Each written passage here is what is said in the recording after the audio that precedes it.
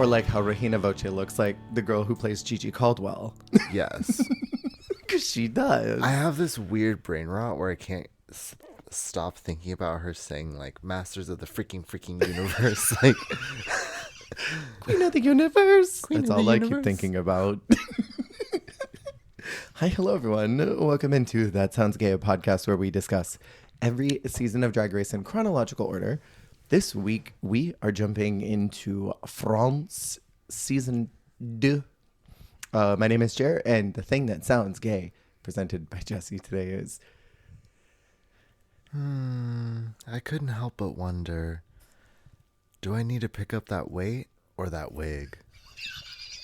I was really, really hoping it was going to be weight of the wig. The weight of the wig. The weight of the wig. I was really hoping it'd be that because you explained this, and it's everything to me. The weight or the wig. The weight of the wig. The weight of the wig. The weight of the wig. The wig is heavier than the weight. For a while, the wig was what had the weight for me. Yeah. And now I've picked up the weight. So I think you're onto something. It's the journey. It is. When you hit the twink death or the millennial age, you got to either pick up a wig or pick up the weights. And I've done both. I'm in my fitness journey right now. I love that for you. Yeah. I've been like seeing definition. I've been going for like a month or so. And I'm like being so obnoxious about it. I'm like, but it's exciting. Oh, you mean over there? No, literally. It's like, it's your whole life. You're like, literally. Well, see, now I'm fit. Now I'm a fitness guru. Yeah. Well, I am a fitness guru, but I don't like to exercise. Oh my God. No, literally, I've been like, anytime I'm like stretching and I'm just like, just flexing casually, just so obnoxiously. Catchphrase is work it out. Okay, work it out. I posted about it on Instagram, and a friend of mine who's like a professional bodybuilder messaged me and was like, it's only going to get worse from here, love. I'm like, so it please. begins. Literally. So we are in France too, which is quite interesting seeing this cast again of Nikki, Kitty, and Daphne. Yes. How are you feeling now that we're back? Because we never perceived this season when it came out. Never perceived. Freesh. I remember people talking about loving this season. Yeah. People really like this season. So far, I really like this season. Me too. I think Nikki seems a little more comfy. Totally. All the judges seem excited to be there. Mm-hmm. I was telling Jer before we started, you know, I enjoyed her the first time around, but this time around, I'm really recognizing Daphne's game. Yeah. She's kind of mothering this season. She really is. I'm living for her. She's like got a Tracy Melchior arc coming, I fear. Like, she started out very standable, but just she didn't have a lot of edit time. And now she's like established in season 2. So I'm like, let's go. She's been promoted from Squirrel Friend. Yes, very that. And the guy with the hat, the like director's cap, I swear I saw him once or twice in season 1, the kind of older dude. Mm-hmm. It seems like he and Kitty are swapping out, but I cannot remember his name. You know who I'm talking about, though, right? I do. So we are in episode 1 of France 2, A Légendaire Return, is the episode title. And I thought the intro was really cute. This tribute to the past cast and having Paloma come in and do that mirror message was adorable. Yes, because they do that in España. Yeah. But they do it at the end of the season. Mm-hmm. I thought it was cute to have it at the beginning of the season so the girls could read it after everyone entered. Yeah, that was adorable. Yeah, I thought that was a cute moment. And it's, you know, good to see Paloma. It's so good to see her again. She looks beautiful. God, I think she looks great now. So, very first inside the room this season is Mami Wata, looking so hot. And she says, real bitches never get cold. Period. What do you think about the entrance look? I mean, it sets the tone. Mm-hmm. Because she says herself that she doesn't wear a lot of clothes. Mm-hmm. And everyone else kind of says throughout the season that she doesn't really wear a lot of fabric. Yeah. So she's allergic to it. So I feel like it sets it off, right? But I feel like, listen, if you're not really gonna wear much, wear a shit ton of accessories. Yeah. I feel like she's doing that. She's got the big boots, she got the coat, she's got the muffs, she's got the choker. Mm-hmm. So I feel like at least it's like stylized and accessorized. Yeah. We are only doing 3 episodes for this first episode, or for this first podcast. But Mommy has already made a lot of splashes really early. And she goes later to win France All Stars. And I can see why. She's got charisma. I just think her aesthetic isn't refined all the way yet. But I mean, she clearly gets it together for All Stars. Yeah. Next in the room is Sarah Forever with a little cowbell on her neck. That she just like is ringing all throughout the entrances. Like moments of excitement and the cowbell rings. Her costume is said like cupcake vagina.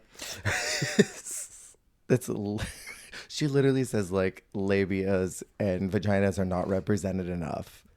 Period. I love that. I think she's fierce. I don't know. I stand her in a really weird way. I can't explain you're living you're feeling Sarah forever. it. You're wait, what? Yeah. I am feeling You're Sarah forever forever. a forever fan. Oh my God, I am. I think I might be. I don't know. She's got something that I can't explain. It's these girlies that look like low key like they're doing like mall drag. Like the Edna Sorgelsons. You know? I'm like, sorry, Sarah Forever. I know you're listening, a loyal subscriber. She's like giving me Edna, and I'm like in the energy vibe, not the looks, like energy wise. She's giving me Edna, and I'm like, yes, mall drag.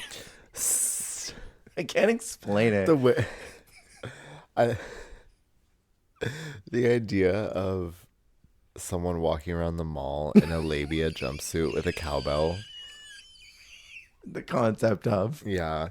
Ringing their labia bell. keep on ringing them labia bells, girl. Next in the room is Ginger Bitch, and you know what? Every time I see her name, I want to say Biche. Ginger Beach. Ginger Biche. I'm like so ruined by Clover. I'm so ruined. Her name is Ginger, but she's blonde. I don't know. Maybe that's like bad branding. But it's also like my brain is rotted because I hear Ginger Bitch and I'm like, Ginger Minch? What? Like I just kept hearing like Ginger and the ish. I'm Yeah. like, Minch? Ginger Minch. I already know a ginger something with like a similar kind of sound. So I'm thrown off. The Ginger verse is growing because isn't there going to be a Ginger Johnson pretty soon in UK? Love me some Ginger Johnson. And wasn't there a Ginger something in UK 4? Gingivitis? What? Gingivitis. That's a great drag name. There's got to be a girly Wasn't named there that, right? someone in season 4 because she came out in that one Ginger F word dress? No, that's Copper Top. Copper Top. Thank you. Okay, I was wrong. It's like the AI variant, or the royalty free Halloween costume version of Copper Top. Ginger Lid. It is scream. Oh my God, it's Ginger Lid. I love that name though. Ginger Lid is hilarious. LIDD. Yes. Ginger Lids, like the shop. With the hat shop. It's the hat shop, but it's for gingers. Mommy says in her confessional that Ginger looks like Cam Hugh ate too much since the first season. Hateful. That is so hateful. But I mean, the Cam Hugh of the costume, I see it. Listen, I know that we're fat phobic in America, Mm-hmm. but I can't believe that literally from the second this woman's come in, everyone's just like fatty, fat. Like, hey, did you know you're fat? Did you know that you're overweight and you eat a lot of food to get this fat? It's so hateful. It's so hateful. But literally, though, you're not wrong. Like so, and sometimes I'm like, maybe it's just how they're translating it. But I'm like, God damn. They're like, hi, nice to meet you. Hi, you eat so much food. Like, Holy shit. I am waiting for one of these days for like a plus size queen to be the first one in the room, and everyone that comes in just she screams like thin, skinny queen, but like not in like a ooh skinny, like in a you thin little slut kind of a way. Can we talk about that since you touched on it? The translation, everything seems weird. During the reading challenge, I'm getting way ahead of myself. I did not think one single joke was funny because it all seemed like too regional. You know what I mean? Yeah. Like they just literally translated everything. Sometimes reading the reading the captions, Mm-hmm. it's like I'm perceiving an AI conversation and Yeah. I'm trying to like be gaslit to think it's normal and like Mm-hmm. this is human conversation. And Yeah. I'm reading these captions, I'm like, this is funny. Yeah. These are the words that these women said. But it's like, I know it's not. Yeah, totally. Well, because also like I don't know if you, and also of course maybe this is really just the language, Mm-hmm. but like sometimes it'll literally be Nikki talking for like 15 seconds and the caption says keep it up or Right. something. Like Yeah. I'm like, now wait a minute, I feel like I'm missing out on a little bit of context here. Totally. Like they're definitely like a shortening or abridging some things being said as well. That's what it seems like through almost the whole season that we've seen so far. Like the international translation team did not really want to help the English speaking audience. Yeah. Like they just translated it so literally. Next in the room is Moon, and I am obsessed with Moon. I think she is so fierce. She's so fierce but also so fun. Yeah. She's just like a little like what is she even? I mean, she said herself she's like a little goblin. Yeah, she's like a little alien creature. Well, she also like she gives me like 90s, like she gives me like David Bowie in the Labyrinth. Like a sort of like gothic, like elvish, like it's giving it's giving very in that like that kind of era where like they have like a woman playing like a mask sort of character Oh, and she's yeah. like dressed like a prince, Mm-hmm. but it's like that's a diva. Yeah. Like she's got that cool kind of like fantasy, I don't know. Like She's when they have all female casts of like Cinderella or something. yes, Yeah, yes. yeah, yeah. I And there's think someone sort of like Prince Gaki. agender. Yeah, literally that's exactly what I was thinking about. Yes. And it's like a femme person that's like dressed sort of like androgynously. Yes. Well, and also I love that. I think she's talked about as she like further carved out her own like gender identity, her drag has sort of deviated to be less like gendered and more like kind of like A little bit of both. yeah, a little bit of both, a little bit of neither. But also speaking of out of drag, the most gorgeous little like nymph fairy woman creature. Yeah. Obsessed with her in drag, obsessed with her out of drag. Me as well. Because also like out of drag, you see her with her hair and like I expect her to have like a like Katya Bjork voice where she's going to look like that and she's going to talk like this. My name is Moon and I'm from Switzerland. Like, you know what I mean? Fully. She is so fascinating. And I love her thesis of like, I'm a woman, I do drag, but in drag, I kind of just do whatever I want. Like, Yes, there's no exactly. gender to this. Yeah, yeah, yeah. It's so cool. Yes. I love that. Also, one more thing about her. I think it clocked my Californianness because they all say she speaks so slow. As a non-French speaker, I'm like, she speaks faster than I speak. Like, and they're like, you talk so slow. And she's like, what? like she's, to me, like talking fast. Like they all talk Right. fast. I'm like, she's still talking fast. Like, to my American ass. Right? Seriously. I'm obsessed. She's wonderful to me. Next in the room is someone that we both know from Slajon Royale. We're now seeing her original time here is Kitty Space, aka Intergalactic Kitten. And this is before she started exploring her gender journey. Yeah, so it's fun to see that also, because I mean, there's conversations surrounding that Mm-hmm. too during her time here. So Yeah. it's cool to see the lore Yeah. unravel. It's so fascinating. She is a spectacular creature and literally kind of like is also kind of similar thesis to Moon is sort of like in drag, she doesn't really ascribe to either the masculine or the feminine, and out of Yeah, drag, she kind of feels the same way. it's more so a spectacle. Yeah. Yeah, even say what you will about like maybe her performance throughout the season. As a drag artist, she is a very impressive, like drag artist. Yes. I feel bad that her time was cut so early. Yeah, it, there's such a performance heavy focus in these early episodes, where we didn't really get to see some other qualities of her shine. You Right. know? Next in the room, we're actually getting like a whole string of characters that kind of are all similar in their thesis. We have Piche, which is, she says is a word that means phallus. And she's another one of those that, I mean, has a full beard, this sculpted mustache, and like doesn't really seem to do either one, like kind of just does a blend of both masculine and feminine. Yeah, And I think that is fascinating. This look, they could not get through the door. girl, Funny. she pulled a Le Grand Dame.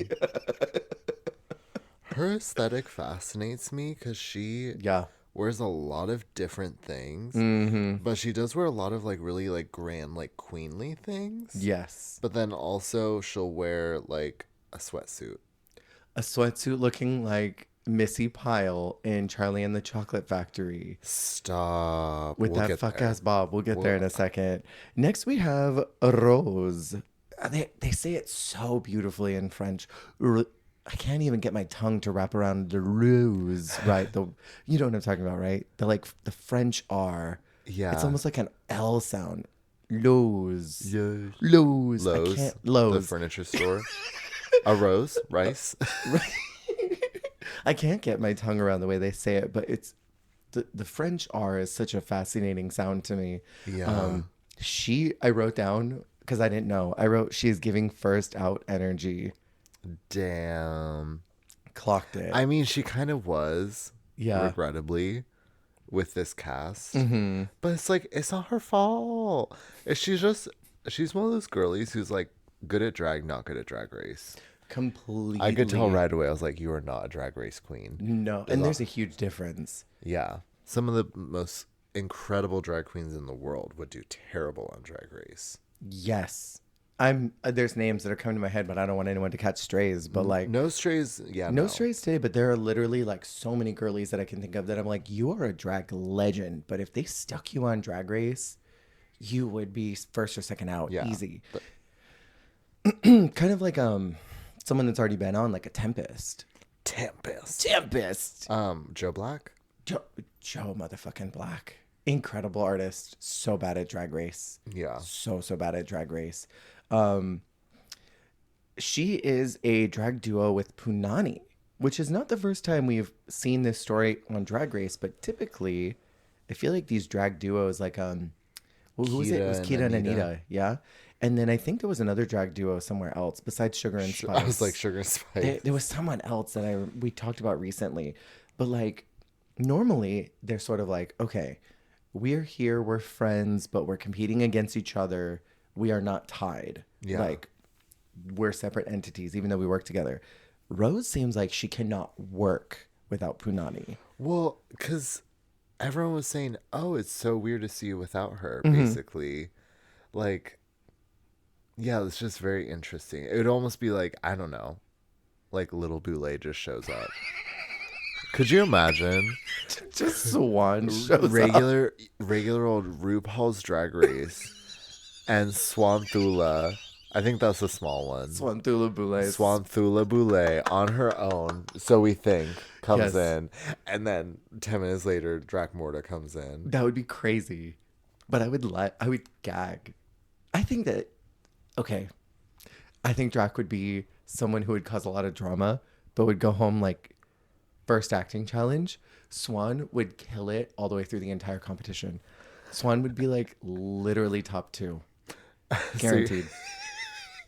Wait, that is the right one, right? Swan is a small one, yeah. Yeah, Swan.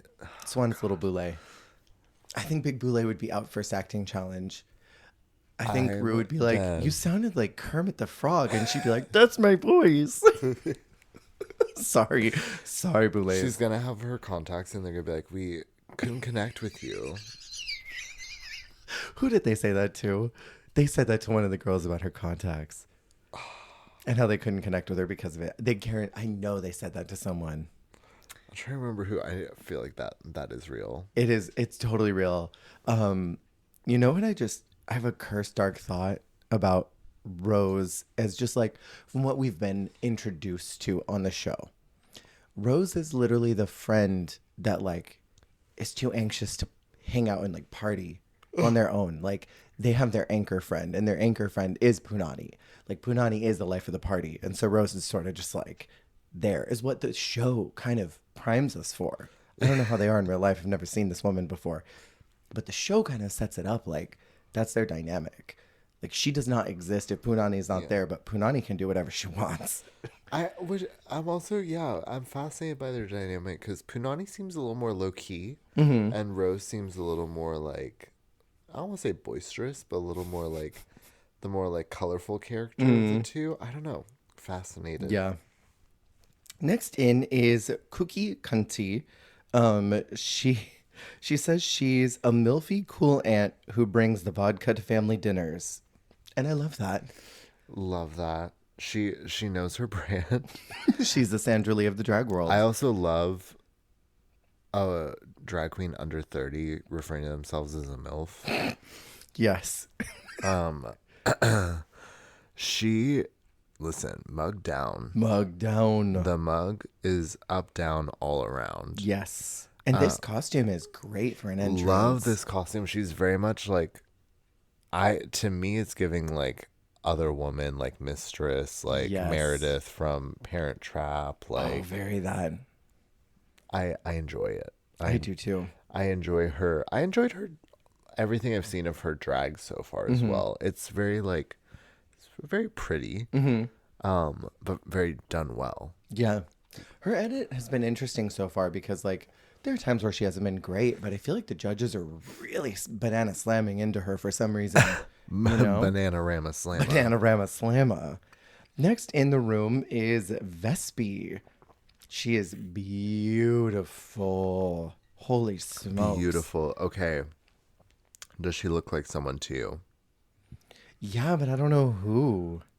She looks like somebody. Are you ready? No, I'm not. Are you ready to have your mind blown? This is who I think of when I see her. Okay. I see a little bitty baby Christine Baranski in the mug. Oh, I have her up right now. I can see it. I can like baby Baranski. Baby Baranski. Yeah, I know. I can see it. She's so pretty. And like those cheekbones are working overtime. Yeah. Yeah, no. She's got a crazy mug for sure. Vespi means wasp, and my literal thought was like, oh my god, like the Pokemon. I really hope that we get a full wasp look at some point. And I'm glad that we did. Yes. We'll get to that in a minute. Next in is Kiona, our winner of the season, who we've talked about for years now. Winner. Chicken dinner. She is a French ballroom legend. That's really freaking cool. And I feel like that shows a lot in the way that she carries herself. Yes. Energy-wise. Energy-wise and also movement-wise. She's very fluid. Very, very fluid. And she's pretty. She's gorgeous, and she can pull off a lot of different like styles and looks. And she just seems very like confident and effortless in anything she does, which I think also just like helps anything look better. Yeah. So yeah, she's a diva for real. Absolute diva alert for sure. Wee woo.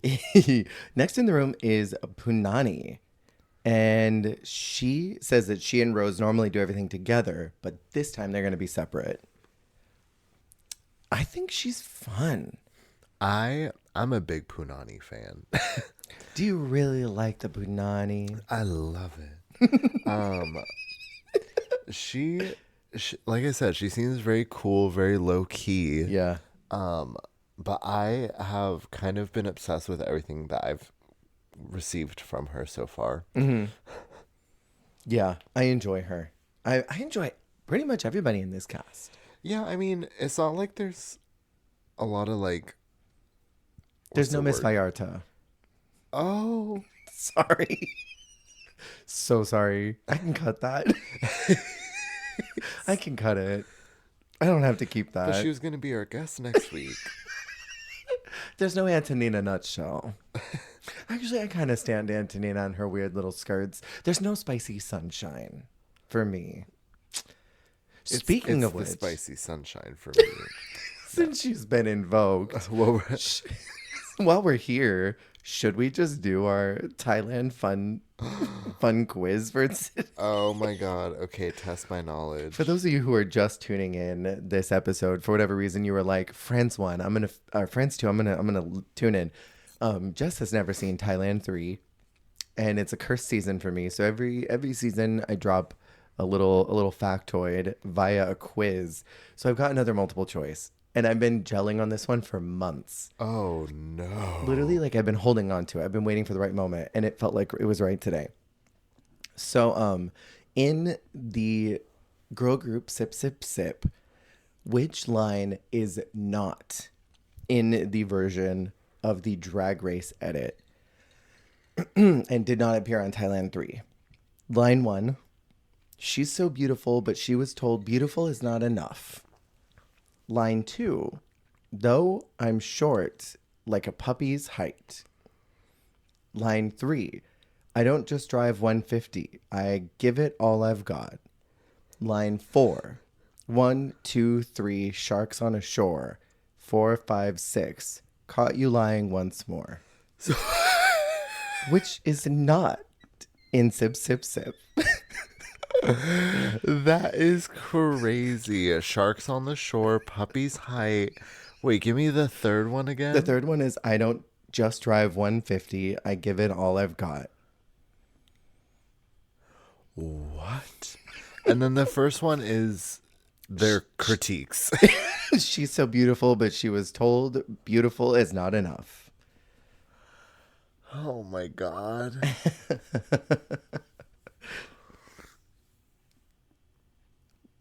Oh my god. I see the stress. I feel like the puppy's height has to be real because of the way you looked at me when you said it. Unless you were testing the parameters of your lie. But, like, why would you make that up? 1, 2, 3, 4 sharks on a shore. That can't be real. Is that what you're sticking with? I think you made that up. It's not. That's the chorus line, the male voice. What? That's the chorus? A queen didn't write that? Nope, it's at the very end. It's the male line that is sung like at the beginning and the end. Sunku. It's very Sunku vibes. The one that's not in the original one is I don't just drive 150, I give it all I've got. That is a line that is presented by Sriracha Hot Sauce for the full cast edit. Sriracha Hot Sauce was cut before the girl group, so she never got to do a line. But she recorded one for the extended cut that they did on a tour. That is hilarious. She was told she was beautiful, but beautiful's not enough. You know the girl that did that line. Siam Pussy. Siam Pussy. Yeah, her line is, she's a girl from San Francisco. She was told she's so beautiful, but beautiful is not enough. Word bar for bar. Very musical where they just sing the dialogue. The puppy's height, I'm almost positive, is Godlin's. Oh, who I'm about to So you're about meet. to perceive in literally 2 days. Isn't that Girl, crazy? Not ready. You're not ready for Godland in 3 weeks when this airs.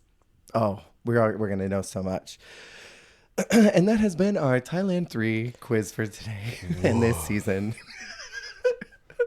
Yeah, at the very end, it's in Thai, but it's like the male voice, the progression is like dun dun dun dun dun dun dun dun dun dun dun.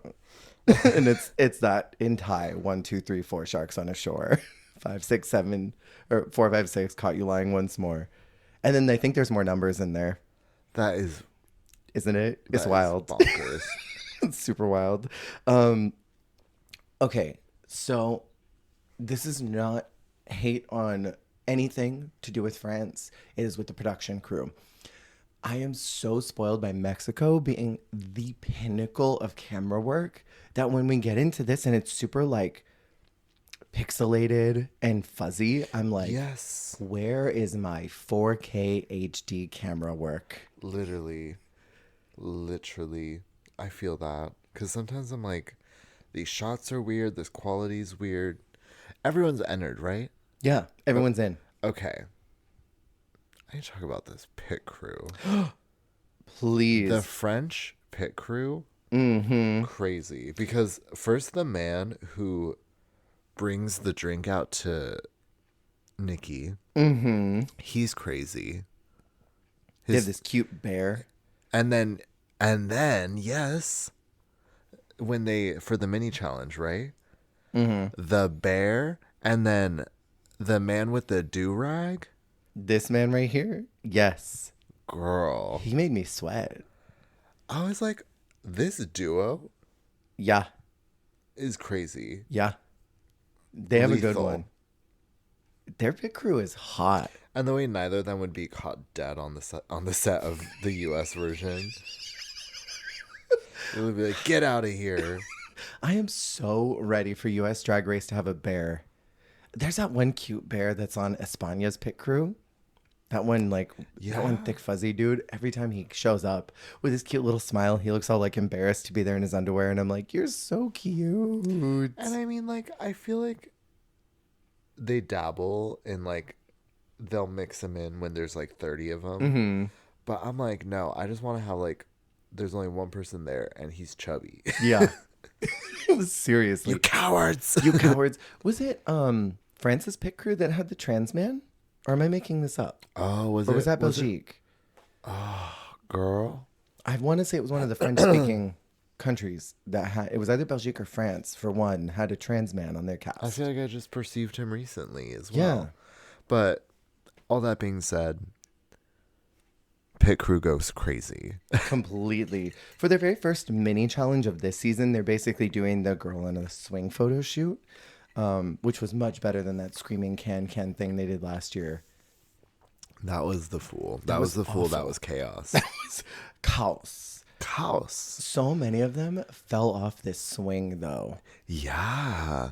It was like another diva down, another diva down. Honestly, watching it, I think I would have. Yeah, Because dresses. they're in dresses, they're trying to contort and pose.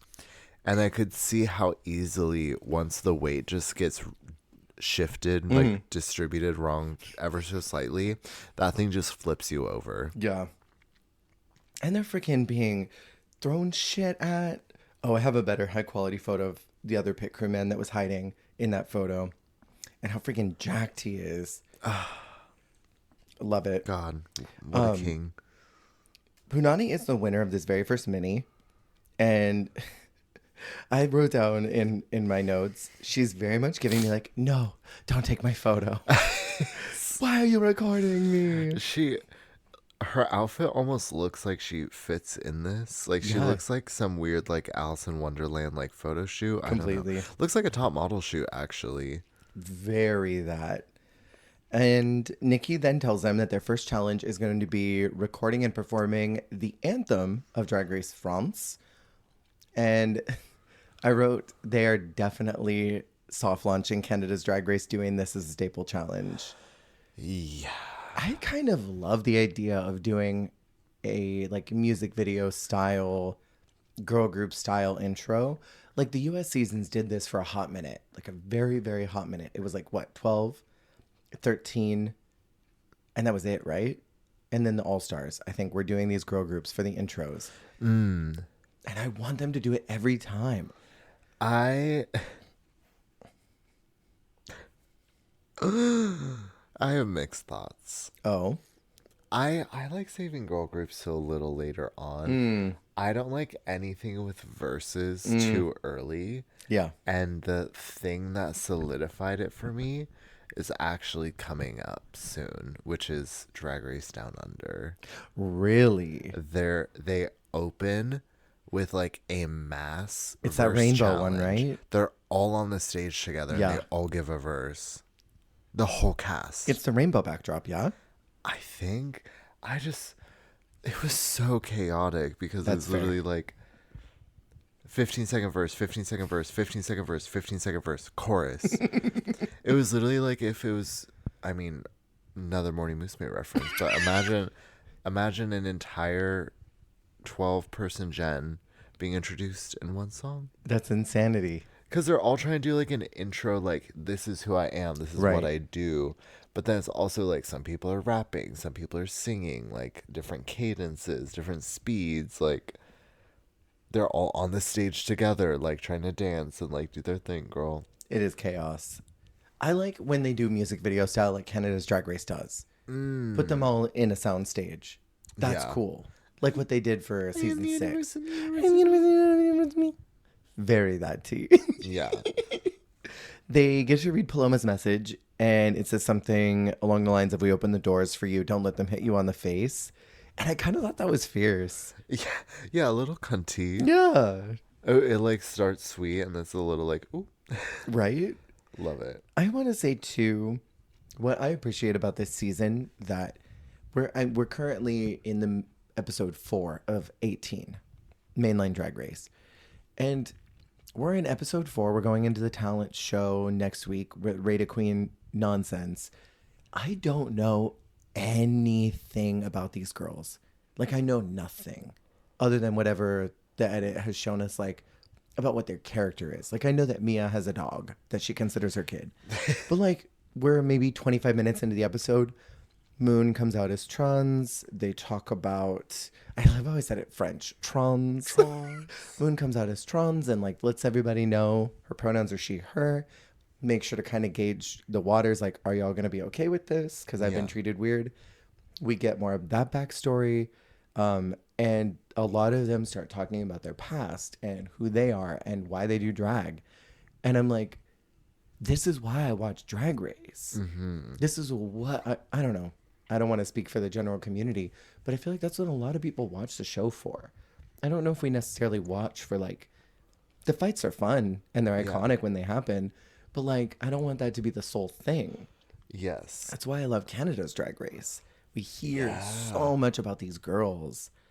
I agree. It's just as important, if not more, than some of the other stuff that other franchises like give more screen time to, because whether you're a queer person like finding, you know, a similar story or just like enjoying seeing that perspective, or for a enjoyer of drag who maybe is not a queer person, I think it's super important to have these backstories and these like little vignettes into their real lives accessible to the audience so that they can, you know, learn more about you know, what trans people go through, what queer people go through, stuff like that. Yeah. I love that kind of stuff. I wrote down something that I thought was fierce. Peach makes a comment and she says, I'm going to do what I do best, make an impact. It was so petita. Like, girl, you don't have to say everything, but I'm obsessed that you do. You know what I mean? She is very that. She is very that in the words. Very that. So they they transition. They transition. They transition to this legendary song. They only had translations for, I don't know if it was the same for you, for the na na na na na parts. Yes. I don't know what any of these lyrics were. Do you? So I come to you in this time. Or would you like a dramatic reading of the verses? Do you want to talk about them one by one? Do you want me to just read through highlight what are you feeling? Because I can read through these quickly, or I can shout out some highlights. Dramatic read, and I'll react to them All right. quietly. So shout out to No Efficiency 9 on Reddit. They are a subtitler, and they said they're going to take a stab at the lyrics and post them. So Let's go crediting. yes, thank you. Ginger Bitch starting. I'm Ginger. Start your engine. 100 kilos of love and joy. But don't take me for a fool. But believe me, I'll be the queen of the bitches. Period. Okay. Kitty Space. Oh, I'm ready. I'm a cute kitten. I'm Kitty Space, the first Asian in the race. Yes. Bitch, put your lace front back on. I'm not mean unless you're coming for me. I admit I'm French. I love Paris. I'm not Chinese. I'm from Vietnam. I'm haute couture. Thank you, Madame Magazine. Almost as tall and great as La Grande Dame. I am so obsessed with her. She is so wild. I love her. It's crazy how some of these are so long like kitties. And then Yeah. Kiona, when I hit the dance floor, I put out the competition. Kiona, the queen of voguing in France. I'm the piece de resistance. Concise. Why did Kitty Space get a monologue? And Kiona was like, 2 sentences. Cookies. To all my pookies, my name is Cookie Cunty. I'll make you dream. I've already won. Take out your money. Pay your queens. Not backstage. A bit of class. Some might say I'm grumpy, but I'm speaking French. Don't you understand me? The difference. En español quizás, which means perhaps in Spanish. Can she speak Spanish? Maybe that's the tea. In movies, on television, or on your computer, you have to accept me. Icon or muse, to you, it's Cookie. Kiona's sitting there with her 2 bars like, now why did she get to say all that? Okay, Mommy Wata. Boom, it's Miss Mommy. It wasn't a mistake. I'm not talking about your grandmother. This says in parentheses, Mommy means grandmother in French. Oh, cool. Wata, in parentheses, water, spirit, always wet.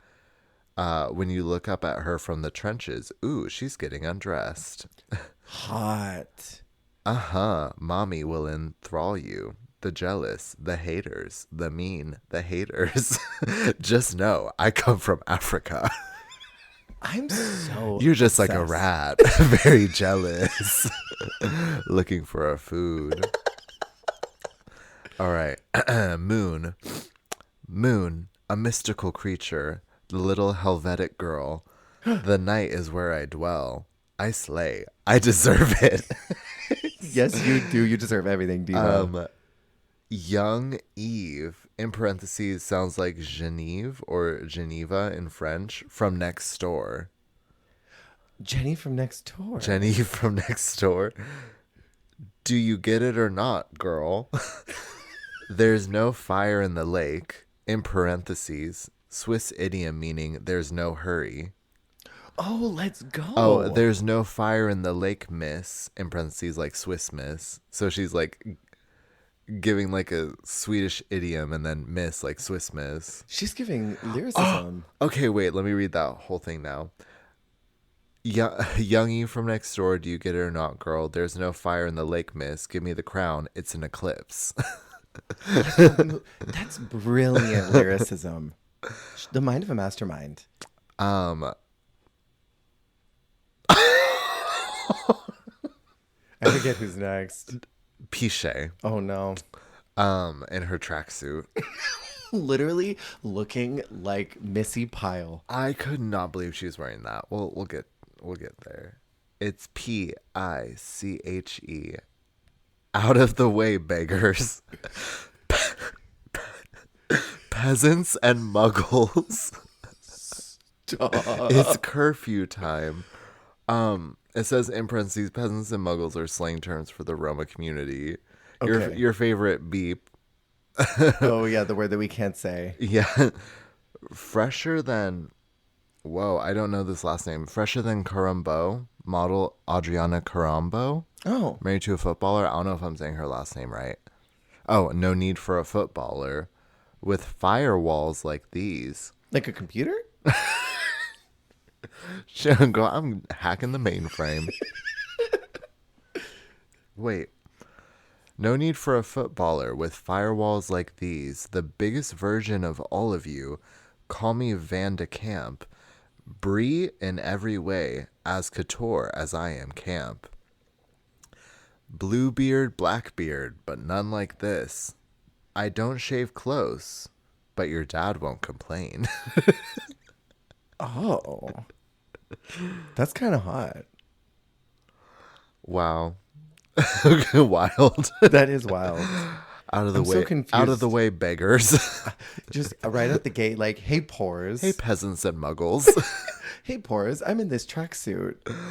But hey, you're nothing. You ain't shit. All right. Up next, we have the diva, Uh-huh. Rose. Arroz. Rose. Rose. You know Rose and Punani, the best duo in Paris. Oh my God. But today, I'm solo. Punani, sorry, not sorry. Yes, it's me, your friend Rose. I'm coming, believe me, I'm giving it my all. I've got a PhD in humor, and in dance, no. You gotta respect someone who lays out their red flags right away. She laid it all out. Okay, I can't do this, that, or the other thing, but I'm gonna come. I just wrote come. Okay, buckle up. Okay, I'm buckled. This is Vespi. Mm-hmm. Vespi, pretty, sexy, umbrella. It says in parentheses just for the silly rhyme, I guess, because in French that all rhymed. So it's literally just like putting a random word in there. Pretty, Got sexy, you. umbrella. That is funny. Oh my God. Okay, We need comedy and writing like that again. okay. Buckle up. I'm not gonna give you any parentheses. Okay. I'm just gonna rattle this whole thing off. Vespi, pretty, sexy, umbrella, between hummus and glamour, disco ball in the competition, the barnyard chick, bake at 200 degrees. Beauty is a full-time job, I do more than 4 jobs at the same time, Mrs. Claus or Madam, I'm the best of the best. I'm in first place, even with my foot in a cast. Was her foot broken? What in the Mayori is going on over here? I guess the barnyard chick bake at 200 degrees is another rhyme, like just like a stupid silly rhyme. Work. It says Mrs. Claus or Madam, and then in parentheses, as in a brothel. Hot. She's a lunatic. Vespi's was crazy. All right, let's go. Sarah Forever. I love your her. diva. Oh my God, my diva. I'm sad. For one night in your heart, in your dad's heart forever. You've downplayed me too much, but look, baby, here I am on top. In the end, I look in the mirror and I melt. But who's that little piggy? Me at the orgy. Who's that little piggy over there? That little piggy. And last up, we have Punani. Creature and muse, I've got you under my spell, believe me. Epaulets, tipsy drunk, ladies blow dry, follow me. Woman of the 80s, flat woman, clever mind. Funny, piquant, I don't know how to say that word. Piquant? Picante. Piquant. Piquant? Picante? It's a hot nut. Paste picante sauce? Yeah. And nonchalant, independent, bewitching. It's literally like she went into a word generator and said, spit out shit. Just give me stuff. Next random word. Give me one that Go rhymes into with a that one. thesaurus and saying, just fuck my shit up. Hey, word generator, just send me to the moon. Yes. It's giving me the God, referencing her again, she's getting more airtime. It's giving Edna Sorgelson's talent show. The like send me to space, and you did it with your mustache. My hero, Dick Fremont. Yeah, doing Giving the yeah. that. Okay, thank you for this dramatic retelling because I did not know what any of these lyrics were. Me neither at the time. And now that I I know, just found this, yeah. But now that you know, I feel less clarified. honestly, yeah, it's all more confusing. Peach makes even less sense now because she literally looked like she was trying to scoop out her kid from getting the nuts. I really get my nuts. I really don't know if I could forgive that performance look. No, It was a so little bad. unforgivable for me, I have to say. It was terrible. But I loved them. We are legendaire. I love that little hook. No, the song was fierce. Who stuck out to you Um, in positive or negative way? it's a great question. Rose stuck out in an extremely negative way. The way her eyes were closed, like, please don't look at me. Please don't look at me. Please don't look at me. If I Literally, can't see you, you can't see me. do not perceive me. Was this from the performance challenge? Do you recognize this mug? Oh, wasn't that from episode 3? Maybe it's from episode 3. I saved this picture of Daphne looking looks on so in upset. disgust. Because I'm like, did anyone like really like shit the bed other than Rose? I mean, Peach with the look, Peach with the look. but the lyrics are crazy. The look was a diabolical miss. Kiona grabbed my attention. She just has this great stage presence that I attached to very quickly. And I mean, those were my standouts at that point.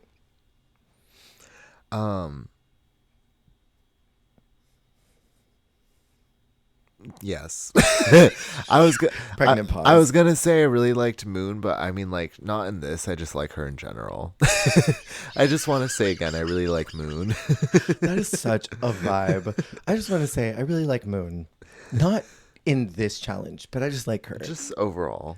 I think I'm going to be blinded by Stan energy with her. I know she Yeah. goes to All Stars, so I know she's going home at some point. Well, also because we know who wins. Oh yeah, also that. So like, I'm gonna just stan her all the time. Okay, so our runway category is super drag. They're literally doing superheroes. She's a super queen. You know what someone tweeted about the other day that's been living in my head? It was All Stars 4, I think, when Rue was feeling the music so hard during one of the runways, and she's like, "I'm on my way," Oh, and sings it off key. That's been living in my head. I can't with that. Put that away. It's brain rot. Do we want to blast through these really quick since it's first runway? Yeah, some unremarkable things happening. Kitty Space is a superhero with a fire in her ass that will burn all the homophobes with flaming farts. They really like fart humor in France. They do. I was not expecting that. Me either. She's a lunatic.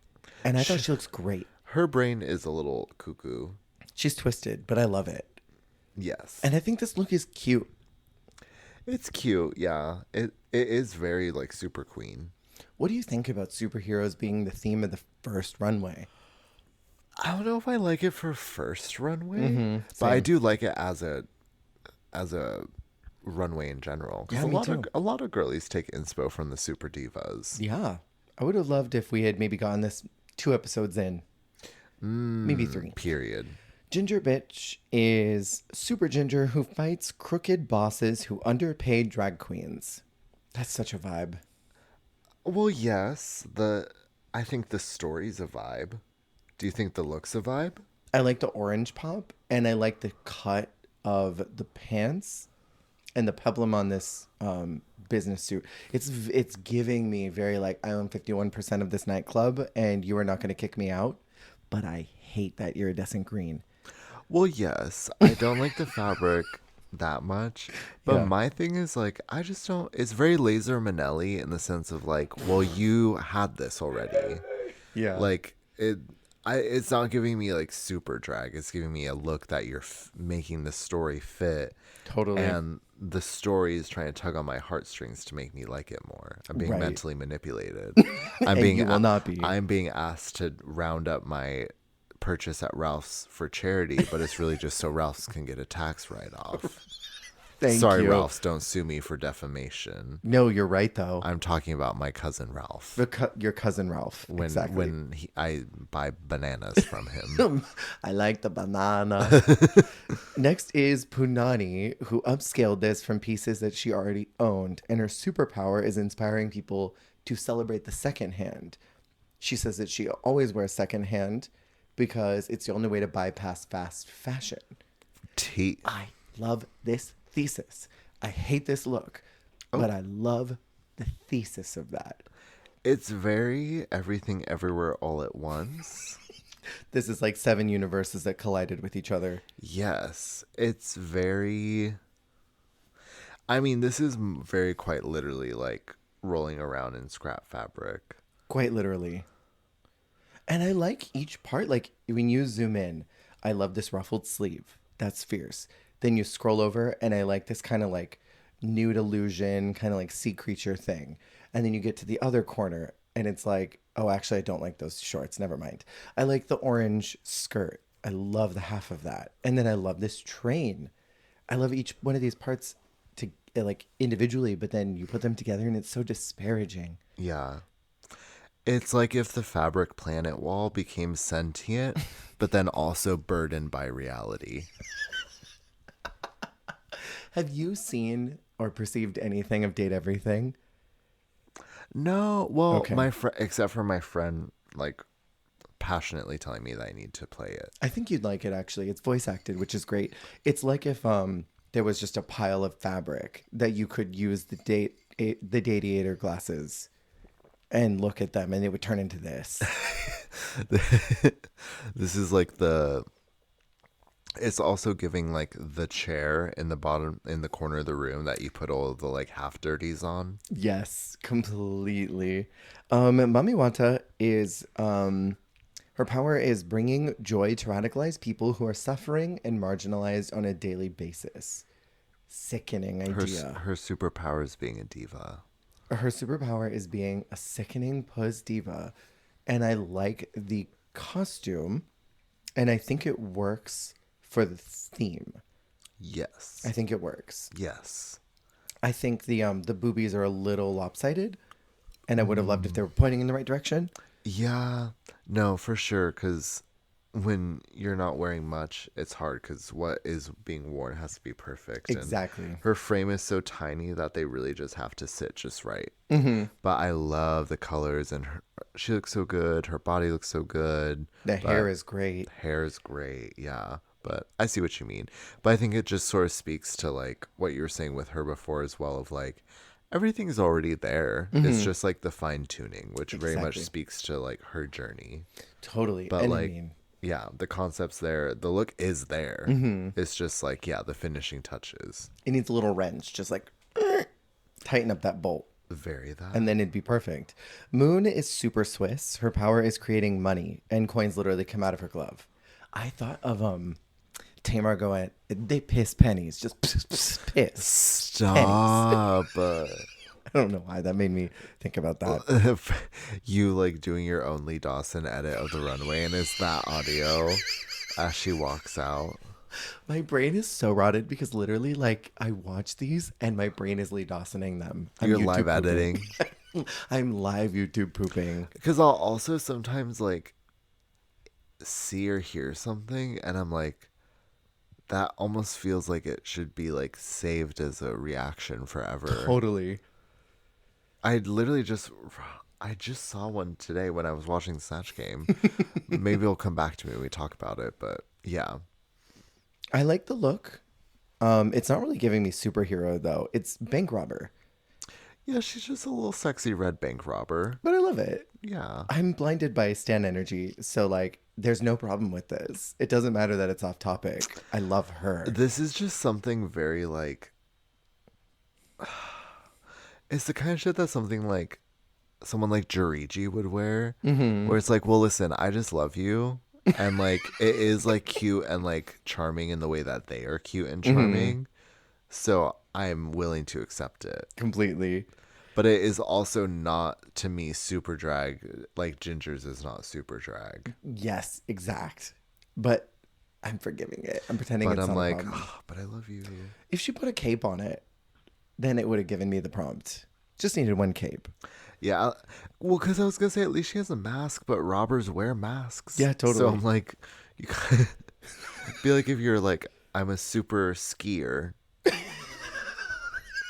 Yeah, and like, no, you just have a balaclava. Like, anyways. Cookie Cunty is Wigatrix, and her power is helping people with their hair problems. She's getting into the wigatry of it all. Yes. See, okay, she had a weapon. And a weapon is very superhero. Well, like, Go-Go Blaster 3000, it says. See, because I'm like, this would not exist for a different theme runway. No. So like this has a sense of intentionality, and I mean, even it is a bodysuit. The way the hair is styled, the 80s-ness of it is also, even to me, like almost like a comic throwback. Yeah. Because that's very like golden age of comics, when like all of the women were like Amazonian with like huge permed hair. Right. So I kind of like that.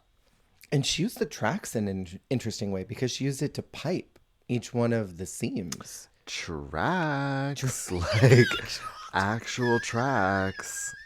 Sorry. Oh my god. Days without season 6 mentioned. 0. Challenge failed. That was so good. Thank you. That was so good. See yearly Dawson editing as we go too. Next is Rose. She is a superhero of humor who fights gloom. She's got her PhD in humor.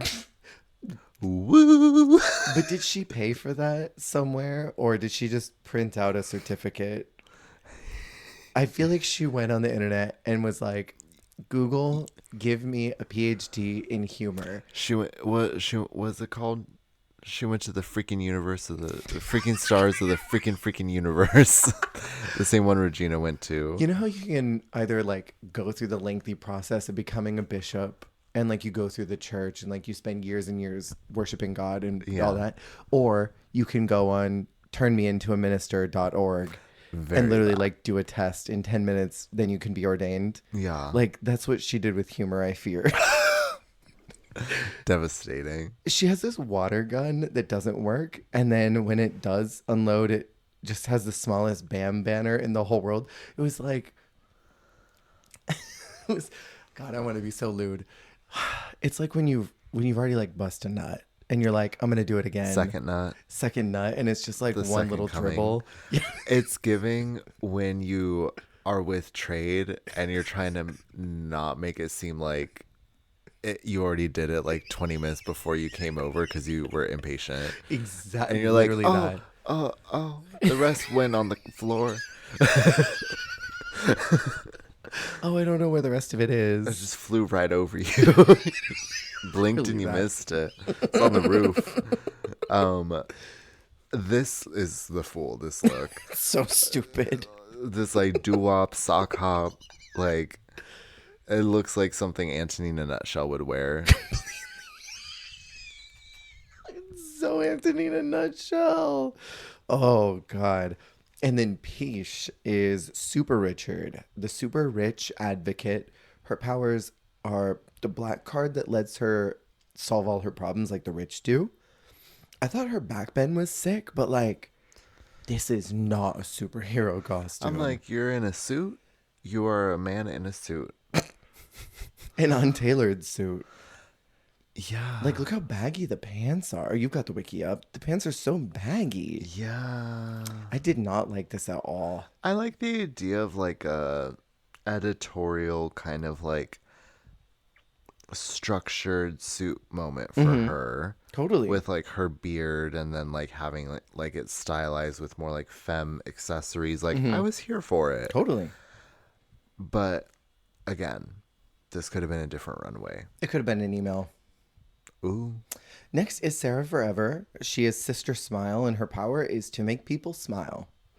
I did not get that from this costume. From her buff look. Her buff look and gingivitis. It was crazy because it's like all red, like him from the Powerpuff Girls, like buff with like a toga skirt, but then fully normal mug nude mug, like Barbie head on like a red Hulk body. You know what she's giving me? Toothless, but not homeless. Stop. I've been thinking about that nonstop. The homeless, but not toothless. Next is She's toothless and homeless. she's toothless and homeless because she ain't got no clothes. She just running around nude. Next is Vespi, literally doing Vespa Queen. Like, this is what I wanted. She's Vespi Day, the wasp who fights the patriarchy. Sickening. Fierce. You better fight the patriarchy. This actually does look like a superhero. Yeah. The way that like she has the face paint to look like a mask, and like it's stylized, it's like kind of sporty, kind of like, yeah, I love it. I think it's hot. This very much would be the superhero that like flies in and shoots a stinger at like the boss or something. This feels like one of the only ones where they truly made a superhero look, where they're like, okay, I'm taking my drag character and I'm making it a superhero. Yeah, the colors and textures are so exciting. Yeah, big points to her for doing that. Yes. I feel like her and Kitty were the two that nailed it the hardest on like the superhero thing for me. Kitty and also Cookie. Yes. Cookie Cunty. And then last is Kiona. She is Super Kiona, who protects the ballroom and the 5 elements of voguing, but doesn't share what those 5 elements are. Gatekeeping. She protects them by gatekeeping them, and I live. I mean, in this, I guess if you are like a ballroom superhero, your outfit being mirror ball does make sense. Yeah, totally. I mean, again, she probably already had this, but it's cute. I don't like the headpiece though. I don't either. It's mirrored onto the shoes too. Do you see that? It's like wings, like a hand. Yeah, it's like what's it called, the Hamza. Whatever it is. And then she's got words on her cuffs. It's this SP something, but I can't read what it says. And it's probably French, so I wouldn't know what it means. SPF 45. That's exactly what it is, probably. I would have liked, if anything, if it had had like scores. Like if there had been like 10s. Oh, yeah. That would have been sick. But I don't know. So then they announced the winner of the challenge, which is Sarah Forever. What do you think about that?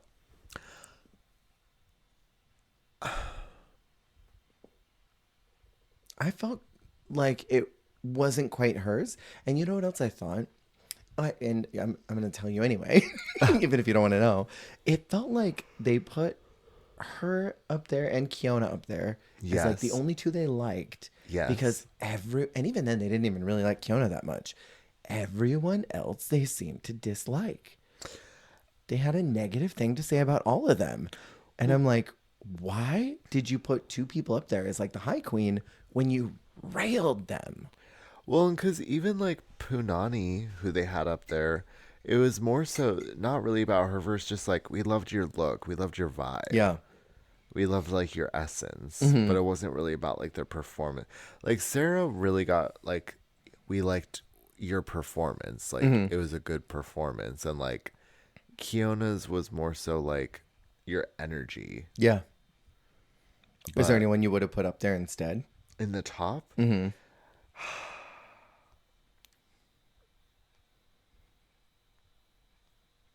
don't think so. What about you? I'm trying to think, like, based on the performances and now hearing the lyrics. I don't know. I think I maybe would have put, God, for the costume, I really, really, really like Cookie's costume. Oh, yeah, her superhero. Listen, knowing the rough road ahead for her, let her have this. Yeah. And also, high key, I thought Katie's face was high too. I loved her. She's so wacky.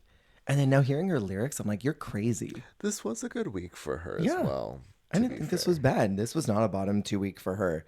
Or bottom. Yeah, she is bottom 2. And the lip sync song is between her and Rose. And they have to lip sync to a song called Third Sex. But my favorite thing was Punani going, Rose, give it your all. These girls get so chatty right before the lip sync. I feel like I would be scared to say anything. Like, I Yeah, don't want to get in trouble. right? I'm like, please. I don't want RuPaul to yell at me. When she pointed at Rose and grimaced during the I don't want to see her naked line, I'm like, oh, she won it. Right. Like, she's so funny. I love her performance. And she is called as safe, and Rose is the first out. Yeah. I agree. Tragique. Tragique. I, like I said, I don't think this was Rose's venue, but there are many venues that she will have booked to maximum capacity because she is that girl. Absolutely. We're going to get through episode 2. It's show night. Can I say, Kitty is so puss. The way she splays her body out on this counter and like just puts her arms in two spaces to distribute her weight so that she can just like pussily lean over that. I'm like, you are a woman. Woman. Like a woman. The Nikki mail asks if 2 minutes of pleasure are enough, which is fierce, brings in the pit crew and gives them a bunch of panda crap. Like actual panda crap. Like actual panda crab. This was evil. I didn't like this. I did not This either. was like the baby challenge, but with animals, Like, why are we all pandas? Why are we having to panda about?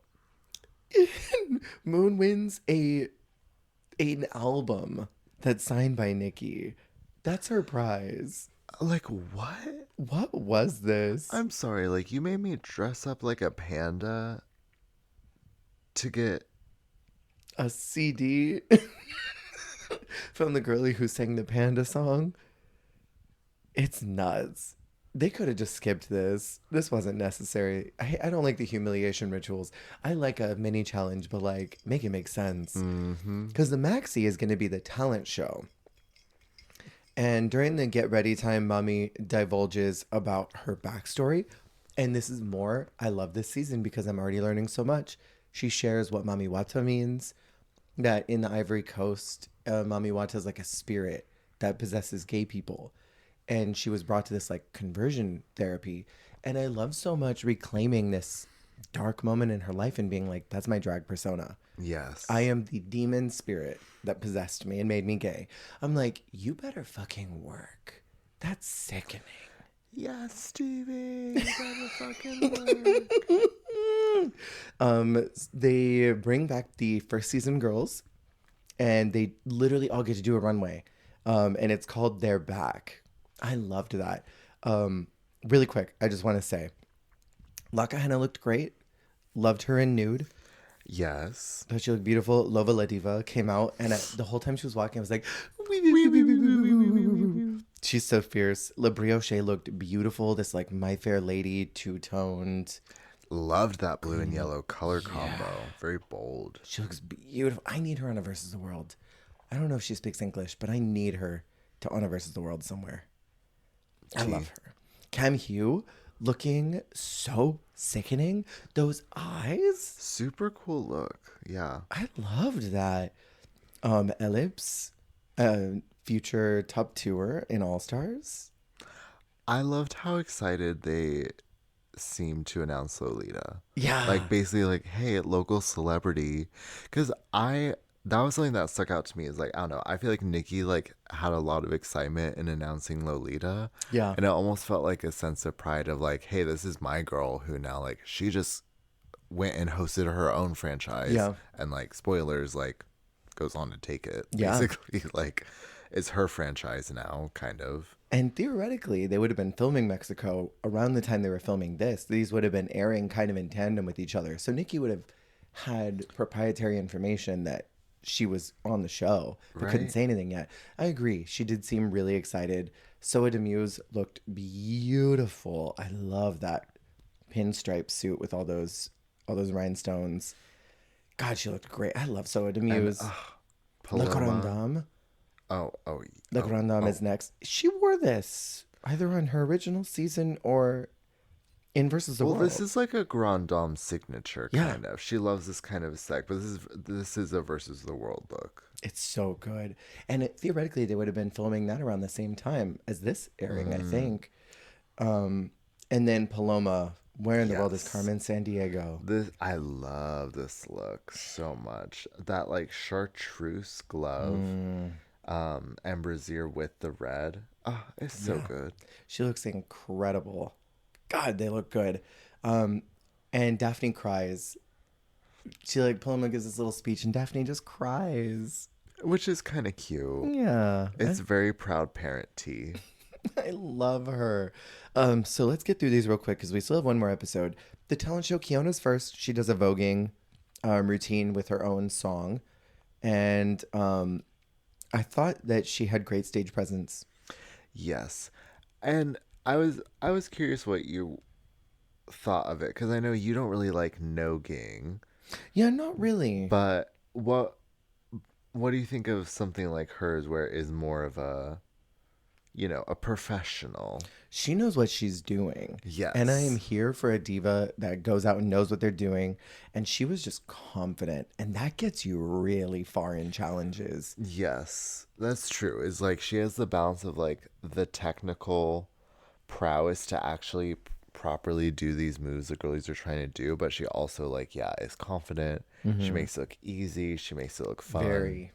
She makes it look super easy. Like it was just, she wasn't thinking about it. Yeah. And I think what we see often on Drag Race is like okay, and then my arms go here and they go there and then they go up here and woo, woo, woo, woo, woo, woo.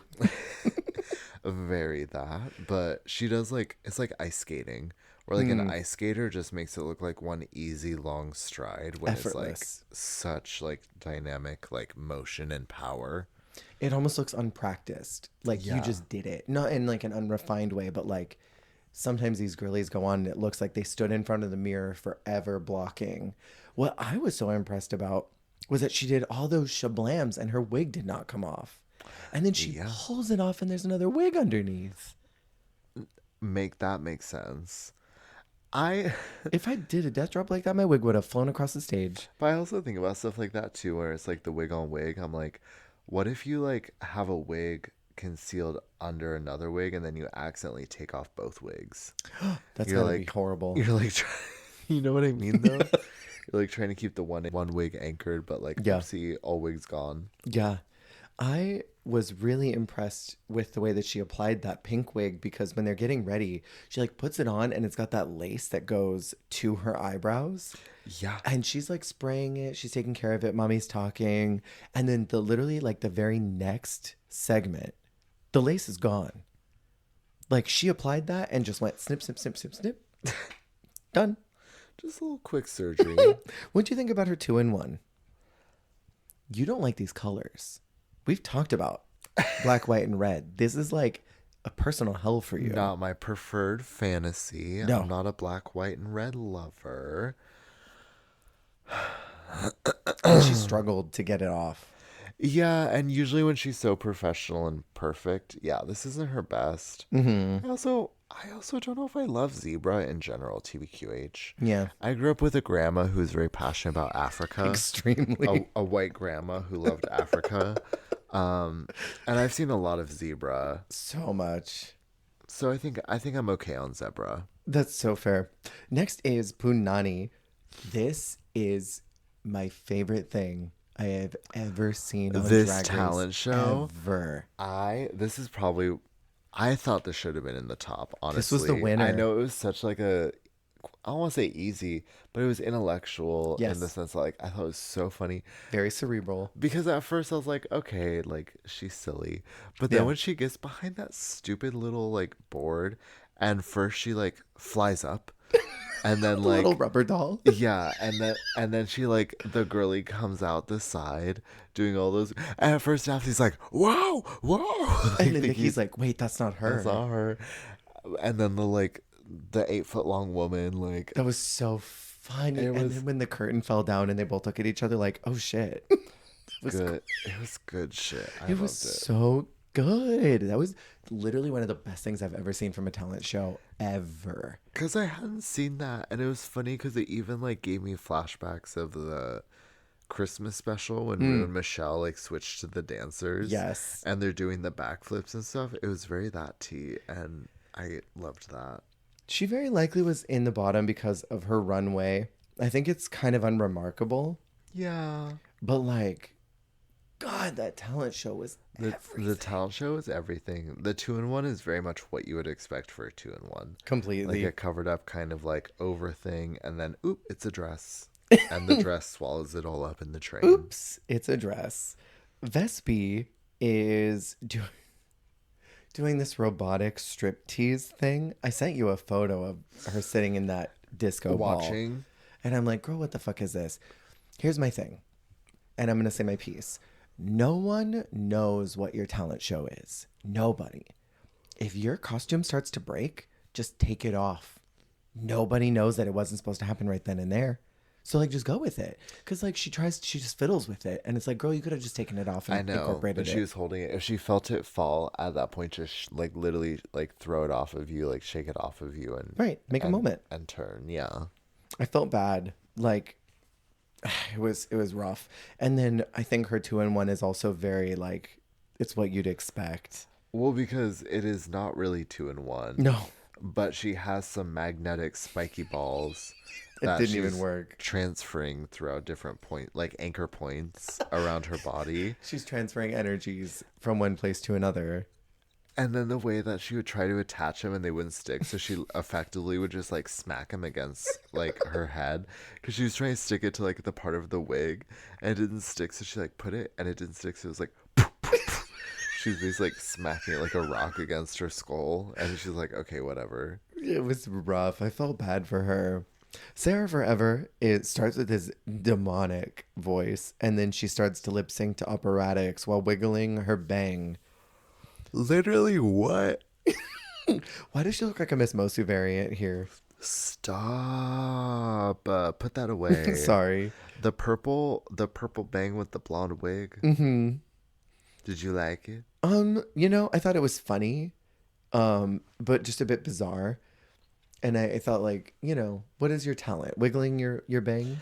I thought it was extremely bizarre, but they lived. They lived for it. They lived. And then her 2-in-1 is a phallus with the balls and the foreskin that turns into a vagina. Listen, I think I was just a little alarmed to see a penis of that color on a white person. On anyone, that would be alarming. Well, listen, there's certain shades where maybe Oh, true. maybe it's feasible in the right conditions. Perhaps. But if That's I swollen. see an alabaster diva like this with that deep purple dick, girl, go to the hospital. Put it on ice to make sure that it's gonna survive the trip. Like, what is going on? Get an ice pack out here. Like, That's you left a metal sister, cock ring on too long. this is horny dog dick. Like, but the purple of it all, and That's it so being in fair. this weird, like, kind of like having that chiffon over fabric, like a frill-necked lizard. That's supposed to be the foreskin. Why is it that color? Why? I mean, even the puss. Sister, why is your foreskin wine colored? And the puss is inflamed. But that's what I mean, is on her pale skin. Yeah. I'm like, you ever seen a purple dick on a white person? When they have to go to the hospital and get the ring sawed off.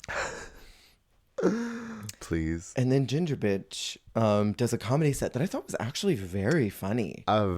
It literally a blue moon of a rare, successful, like biting talent show, like comedy talent show. Because also, like, not only did she do a like quick 1-minute stand up, it was more of a roast stand up. Yes. Which it's already hard enough because like Darian did fine enough with her stand up. Yeah. Which In All Stars 8. yeah. But like it is so hard to even just pull off like an impressive like 60-second like tight little number. And so to be able to just jump into doing a roast with such a short runtime and And improving some jokes too. yeah. Very impressive. I just choked. Very Burping. impressive. I loved so much the joke that was the funniest to me was, "Hey, look, Hannah, first episode 2." That Stop. was so funny. And her only episode 2. She didn't get one in Versus the World. She put a curse on her in that moment. Oh my God, she hexed her. And then her 2-in-1 is Jackie O to Marilyn Monroe. I love that she did the ladies of JFK, closeted, likely bisexual man. Have you ever seen photos of him and his like best friend? Not He's the got best friend. he's got a male best friend, and there's like photos of them like piggybacking on each other's backs and like laying down on like a car and like hanging out together, and it's very clearly like, Very interesting. I have seen Marilyn and this look, Diamonds Are a Girl's Best Friend, a million times. Yes. I'm kind of over it. Yes. Anyways. Give me some different Marilyn looks. Mm-hmm. Give me the Marilyn potato sack dress. Yes. And then we have Kitty Space. This woman is so unwell. This is literally the like thesis of her unwellness. It's the pinnacle of. She's a crazy woman who's auditioning for a show and then gets buzzed out. But like an old granny. Yeah. Gets horny for the dudes that are dragging her off stage and then sings about how much she loves men. But the whole time is fully like it's like her grandmother. Yes. Like a horny old lady. Why am I so obsessed with her? See, I feel like she needs to lean into more of that. Yes. Because I feel like, and that is probably part of why they're being harsh on her, is like they see her kind of like clamming up. Mm-hmm. And it's like, clearly you're insane. Yes. And it's like, just, girl, to quote Evie Oddly, fly your freak frag. Exactly. Exactly. And then her 2-in-1 is this caged bird to an actual bird. She knows why the caged bird sings. 'Cause Mariah Carey lost a note. Isn't that what Monet said? Yes. I don't know why the caged bird sings. She is so unwell, but I love her. Obsessed. Mami Wata does, for her talent show, literally the Nina West Sia thing. The moving dress of it all, yes. Did you catch that those were dancers when it started? I didn't. I don't know. I could tell when it started pulsing, I knew what was happening right away. But at first I thought she was gonna do like a Park and Bark ballad moment. Yeah, me too. This performance was strange. It was. It's a recreation of her story of being sent to conversion therapy, but like yassified. That sentence deserves jail time. I'm so sorry. The yassified version of her conversion therapy journey. I'm so sorry. That's the way I interpreted it. I was confused why she wasn't lip syncing more. Like, did she forget her words? That was the frustration for me. Is like, Yeah. really, I want you to lip sync, please, Yeah. lip sync, please. And if you're not going to lip sync, you have to be doing something sickening. And she wasn't doing anything sickening. Yeah, she was diva-lish diva, but not like shutting it down. It was in lowercase. There was no uppercase in the Divalicious. And then her 2-in-1, she improv'd this because she saw that Vespi already did a B last week, and she was going to do a B for this. This is a sick improv. Like, your mind. And also, she's like, oh, so I just really quickly painted this. This looks like this took days to paint. Yes. Because it's so thoroughly covered. And she's like, oh, I just like did this really quick. And I'm like, with every remaining scrap of free time you had? Like, Yes. What do you mean? Right. Well, because even as she painted her body for it too, that took time. Like, I don't know. Yeah. This seemed very time consuming. And she made it in who knows how much time. Cookie is doing a puppet show with these annoying voices.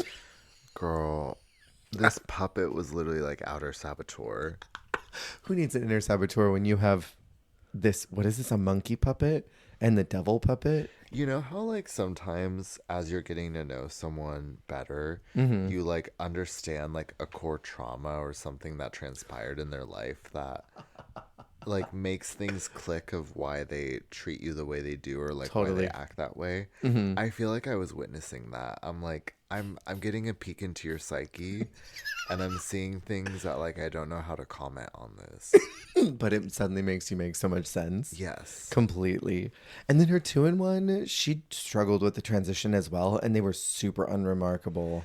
Yeah, a little more low key cuz you know, her stuff isn't huge like I don't want to say not showstopper because like it's very quality, but her stuff is usually a little more like streamlined, like gorgeous, like straightforward drag. She's not really trying to do like super like, you know, she's not trying to do all that. She's not trying to do everything. Yeah, and it works when it is like, you know, beautiful polish, but when it does need a little like razzle dazzle, She's missing that a bit. yeah. I agree. Moon is doing a variation of the painting routine, and I wrote alien transformation taking over. Very unhinged performance. I feel like everyone's like, "What?" Yes. I'm so obsessed with her that I'm like, this was the fool. This should have been the bottom, but I like you. I know. I feel like that was sort of the unanimous feeling of like maybe everyone was just like, "You know what? She's fun. Let's keep it rolling." Let's keep it pushing. Because even her 2-in-1 is not very exciting. Okay. Talk about Okay. it. You know you want to. Can I say Yeah. I actually kind of love this. Do you? I actually I I am in the same boat as that guest judge. I weirdly lived for this. Interesting. Especially when well, I don't really like the first one, but I like the second part. I think it's really simple Yeah. and I think it can be styled better, but I think the concept is funny. The like the winter sunburn, the mitts as the boobs was like weirdly inspired to me and I kind of loved it. That's so fair. Um yeah, it's a little like it needs fine tuning, but I thought it was very fun and I loved it for her and I love her for The it. concept is fun. Peach starts with some live singing, hitting these like crazy tones, but then it changes to a rap, and there was very clearly a set break because she has a mic, and then it's like a split second. She doesn't carry it, it's gone. Okay, clock that. Like it very clearly was like, okay, cut, take the mic. All right, go ahead. Very clearly to me. Because like also she wasn't, it like flashes away from her taking off her outfit to switch into the performance look. And there was very clearly like time cut between her struggling to get out of that to go to the next look. Okay, wait, I'm trying to remember now cuz she wore a sweatsuit for this performance. Did she also wear a sweatsuit last week? Jail Jail time. time.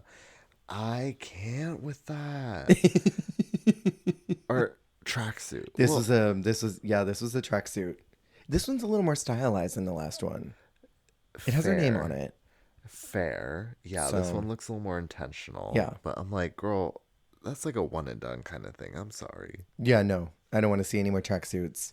And then her 2-in-1, I really love both of these looks.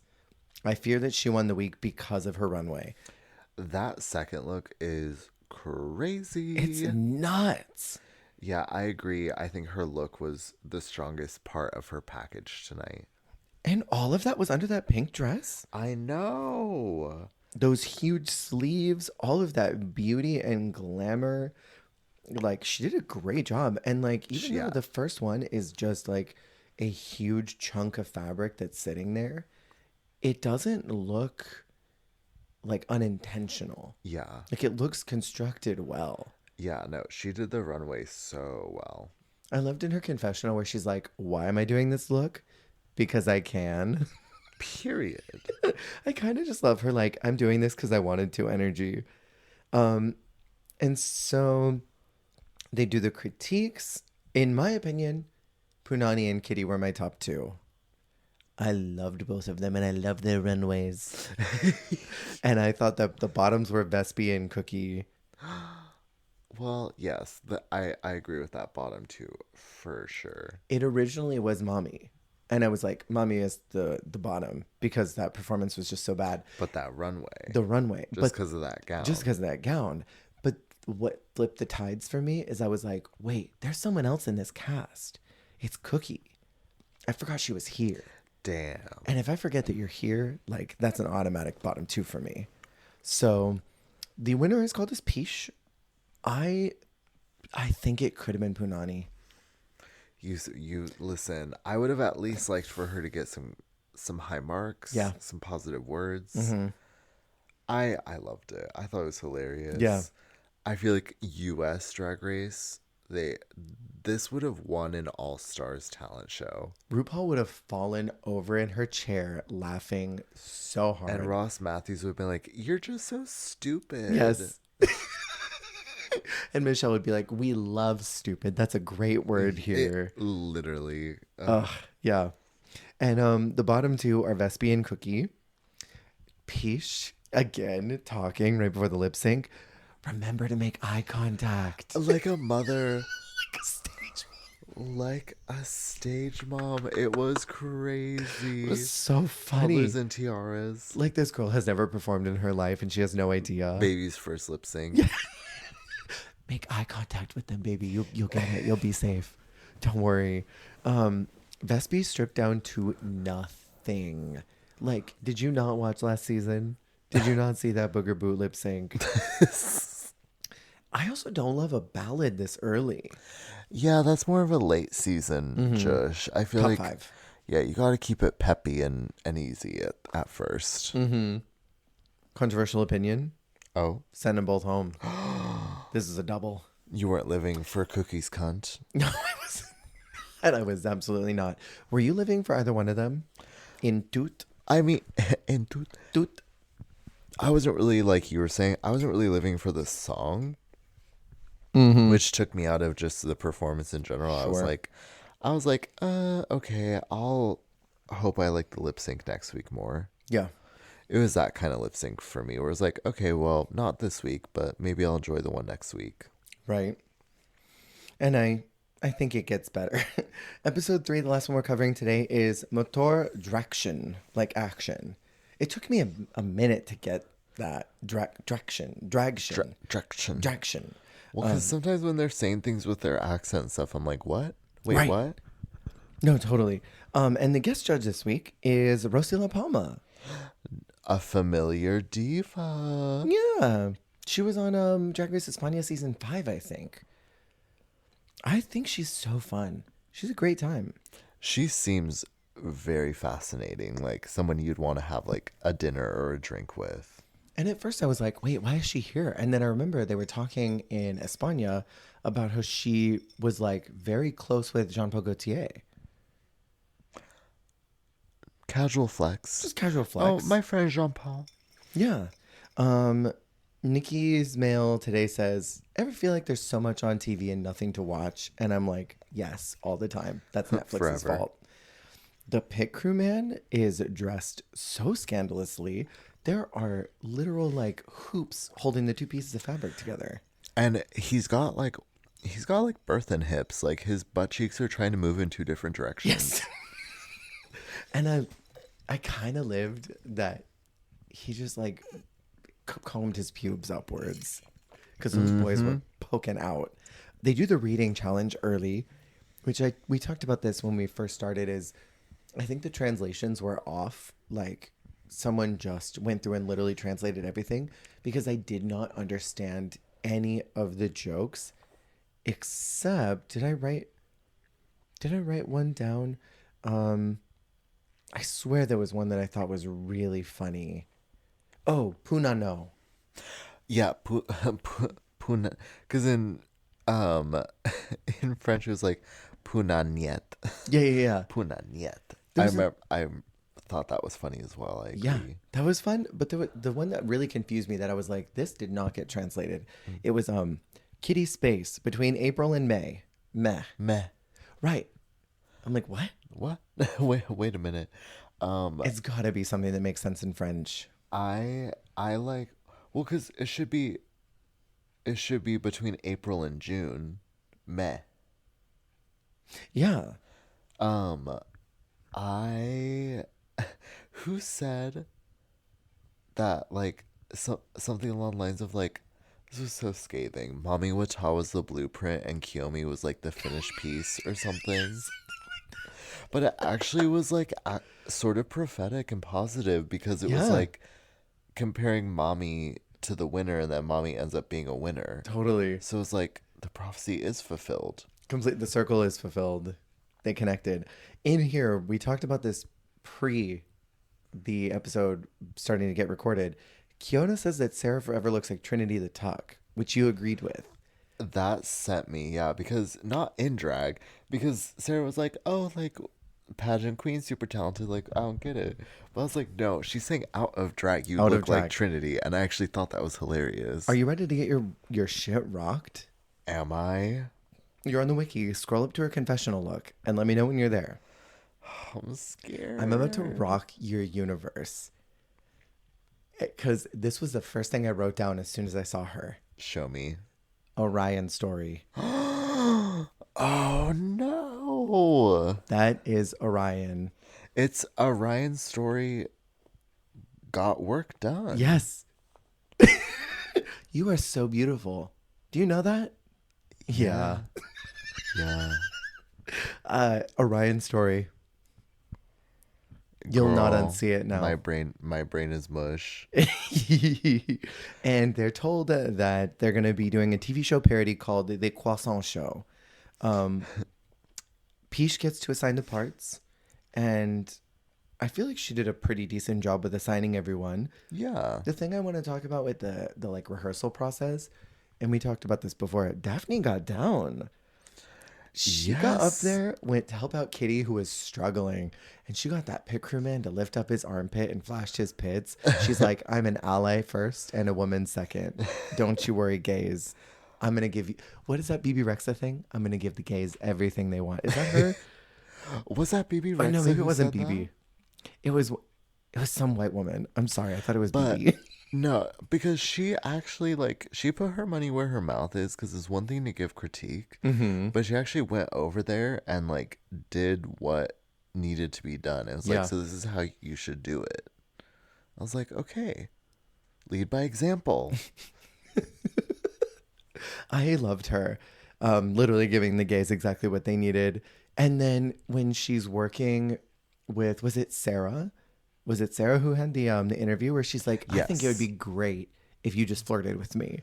And Sarah's like, in real life or right now? And Daphne like thinks, she goes, both. She is so funny. I'm obsessed with her. She's a yes-ander. I live. We have a yes-ander in our midst. In the workroom, Moon talks more about her transition and goes a lot deeper into some of her like personal struggles with not really feeling herself. And again, I just want to praise this season for giving us so much vulnerability only on episode 3. Like, I know so much about these girls and we're 3 episodes in. Like, that's no time. True. Yeah, no, they spend a lot of time really diving into the lore and the personhood of it all, but it also enriches the drag because you know what influences their drag more, and their drag makes sense more because you know why they make those choices. Exactly. And Drag Race Mainline, I think, tries to keep this veneer of these queens so preserved, but it lacks so much heart these days. And it's not the queen's fault. I'm sure they're giving that, but they just don't show it. Yeah. And I don't understand why. The runway is Night of 1000 Dalidas, who was the singer, I think, of the finale of season 1. Oh, Remember that song good they did? catch. Yeah. Because I was like, where do I know this name from? And I'm almost positive it was the finale of season 1. I don't know this woman or her works. I'm sure you do though. You keep up with French culture all the time. Well, of course, it's what you have to do. When you slay this hard like me, you just simply must. Did anyone stand out to you? Well, you know, it's so funny because I actually loved the copycat looks. Me too. But other than the copycat looks, because I mean, we'll talk about those anyways, I also loved, I mean, it was so simple, but Kiona really killed that dress. Just twirling in that dress was something. But Yeah. I thought the polished breasts that Ginger did was really brilliant. That was fun. Of like the statue where the tits are lighter because everyone touches the boobs. Like Yeah. I thought that was a really clever That was choice. brilliant. Her mind.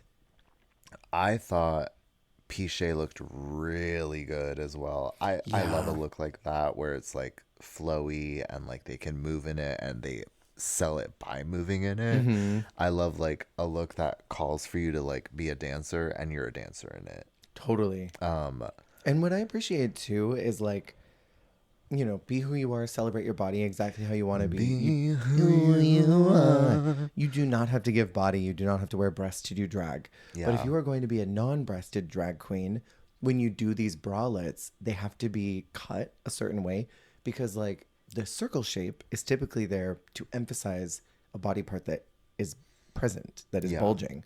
And so to take that circle cut, what we would normally expect from a bralette, and to turn it triangular, emphasizing their body so it makes their body look correct. It takes the proportions right. It doesn't try to round them out because that isn't a shape that she's got Yeah. underneath it. I think that was also really smart. I don't know. No. That is something that I think about when you don't do body. You have to accommodate for the fact you're not doing body. Yeah. You can't just do a silhouette that someone who is doing body or has body would do. What I found interesting was that when Kitty came out, they very loudly were like, "Oh, look, another one." But then when Moon came out, the guest judge tried to be like, "Look, I have deja vu." And Nikki and Daphne were like, "Don't look at each other. Don't look at him." I know. It was funny because yeah, they made a really big deal about the black and pink look being done twice, but not the glasses look. Yeah. And I mean, to be fair, Moon and Punani did very different interpretations.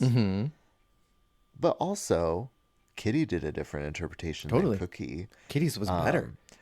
Okay, side note though, I will say, I know it was detracted a little bit because it was a copycat look, but I thought Punani was so viciously cut in this. Yeah. She looked so good in that dress with those glasses. Like, Yeah. I thought she was really eating it up. She served it. But then even with Cookie and Kitty and them wearing the same look, I'm like, oh, but they both look so good. Yeah. Like, who cares if they're matching? Like, I thought they looked great. I thought it was really funny when they asked Mommy later, they're like, "What does Delita mean to you?" And she's like, "Well, she's not a diva on the Ivory Coast." And both Nikki and Daphne were like, "Oh." Literally. It was giving the same energy as Plastique being like, "I only just found out about Beyonce like 4 years ago." I was gonna say that, or Stevie Nicks isn't really a gay icon. Stevie Nicks is definitely a gay icon. So then they show us La Croissant show. What did you think? We can breeze through these really quick. What did you think about Piche and Punani as the anchors? Oof. Did you think they were rough? I thought Punani was fine, if not a little too low key, and then Pichet would have been fine if she wasn't like a little like post coke line throughout it all. And at first I was like, maybe I'm just tripping, and then they called her out individually, and I was like, oh, okay. It was so like Clover Bish, like, "Hey, we want you to know you were awful and we did not like you." But the way they gave her the opportunity to answer for herself first is a little Yeah. terrifying. How did you think you did when you're the only one being called, when you're clearly not the only one safe? Like, that is a nightmare. And her like awkwardly laughing to try and not throw up. Oh, I would have vomited. Sarah Forever doing that interview was so extremely funny when she was like, "Ooh." Chomping at the bit. I loved her. And then when she like hiked that skirt up and like slunked over to her and was just like, Yeah, she's like crawling over as she's like answering the questions. getting her name wrong, forgetting every fact, just trying to hit on her while also being so rude and uninterested. But also trying to pretend like she's her biggest fan. Yes, totally. I kind of like the idea of like them having the characters just written out like, this is what you're going to do. You can choose everything along the way. No buzzwords. Yeah. You do whatever you want. No, totally. Like a loose guide of like, this is the interviewer. They're secretly obsessed with the person they're interviewing. Blah, blah, blah. And then from there, you build it up. Right. Um, then Moon does the weather girl. I did not understand this at all because she's playing it like a Swiss girl in France. And I'm like, the signs were all there. You landed at the airport. You saw the French signs. You traveled through Paris. You got to the news station and said, why is none of this in Swiss? I really wish I don't understood it. understand. Got clocked into a job that you don't actually work at and showed up and said, now why is this not the Swiss map? Now, wait a minute. This doesn't look right. Right. Yeah, I didn't really care too much for it. And then why did she have the I just suck dick lipstick? Party girl. Apparently. Well, because she was like on a bender, like she was still drunk from the night before. And I think they were also like trying to guide her and like, if you're drunk but like not trying to show you're drunk, don't maybe be so outwardly drunk. Mm-hmm. But she was still just as outwardly drunk in the final take. Yeah. And then Mommy Wata's doing the sports segment where she basically just does some silly aerobics with this beautiful pit crew man who I am so convinced literally was like backstage with a comb and just like pulled his pubes upwards because those were popping out. And then like hairsprayed him. Hairsprayed them down. And I thought she was like fine. I never think that this kind of role is interesting.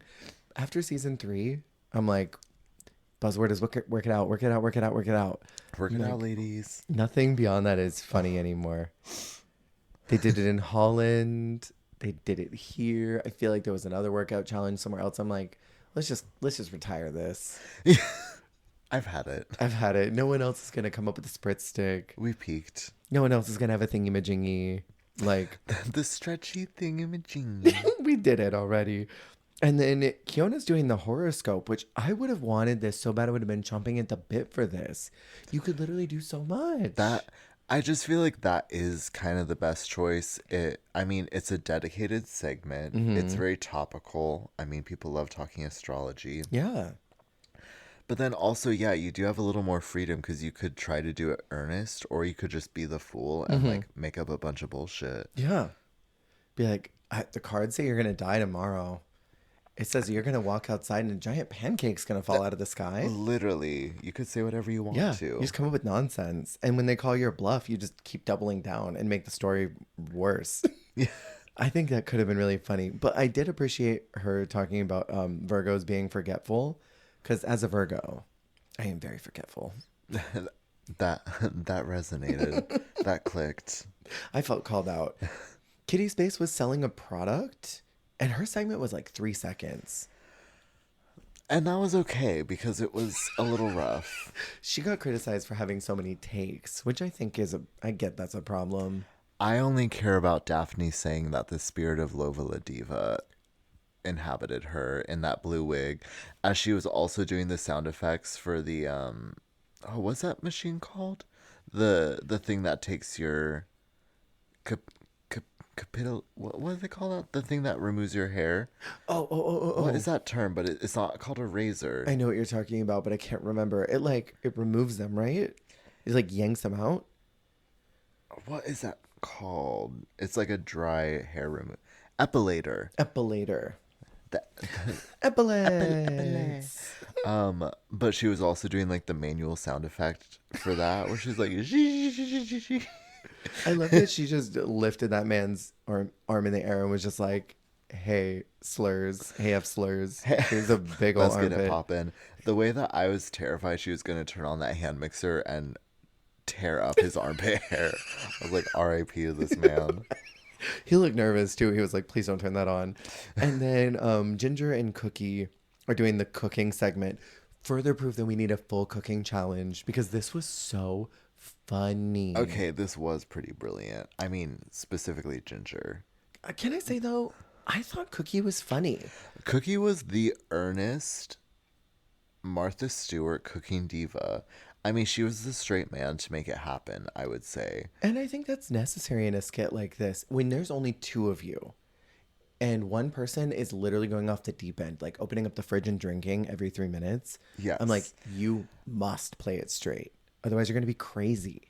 Okay, but also shout out to the camera in the fridge because Yes. that was hilarious. There was a bunch of shit in there too, like crazy shit. Yeah, the set dressing of it all. Yeah. But yeah, the camera in the fridge was such a brilliant comedic touch to like pan away to her like from the POV of the fridge as she's like going in to sneak another drink. I loved it.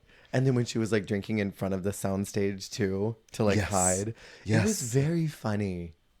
And I really think that Cookie balanced her out well. I did not think that she should have been the bottom because she still compensated with humor by having that silly voice. That's fair. I don't know.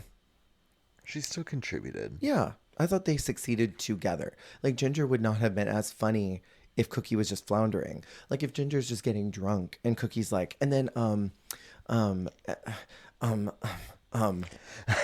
Yeah. like then it would seem awkward. It's like, what are you getting? Are you getting drunk because your coworker's so awful? And that is true because she did a really good job filling the time while Ginger would go to like sneak a drink. She was filling the time very succinctly so it didn't feel like it was dragging on or there was like weird like hiccups in the Absolutely. flow.